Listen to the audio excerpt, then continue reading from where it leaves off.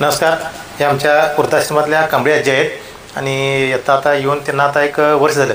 आजी, हो ही इथं येऊन तुमची इथं ही दिवाळी पहिली दिवाळी काय? हो पहिला तुमची दिवाळी कशी असायची? तुमची म्हणजे तुमचं मिस्टर असताना तुमची मुलं परिवार एकत्र ज्यावेळी तुम्ही होता त्यावेळी तुमची दिवाळी कशी असायची?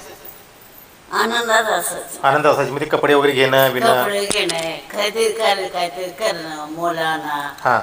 मिस्टरना हं. सर्वांना. मग त्यावेळी फराळ वगैरे घरात करत होता तुम्ही? करायला सूनबाई होती. बरं बरं.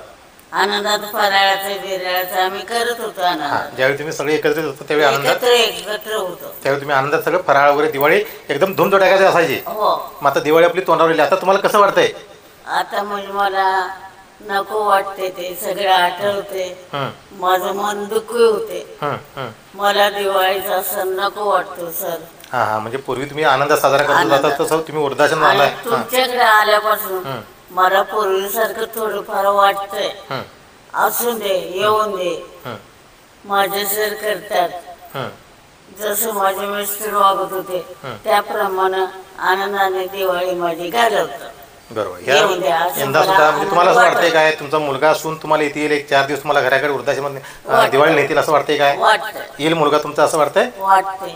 हां मित्रांनो, आज आजीचं पण असं मत आहे की त्यांची मुलगा असून त्यांना येईल आणि एक 4 दिवस दिवाळीसाठी त्यांनी घरी घरी न्यावं असं आजीची पण इच्छा आहे. आणि आजींची याच्या अगोदर सुद्धा फार मोठी दिवाळी मोठ्या धूमधडाक्यात असायची, परंतु आता वृद्धाश्रमात आल्यात. हे आजींचं पहिलंच वर्ष आहे इथं वृद्धाश्रमामध्ये. आता आपण बघूया की आजींची दिवाळी कशी होते आणि त्यांची नातेवाईक त्यांची मुलं किंवा सोना त्यांना घरी नेतात का आपण ते बघूया. बरं.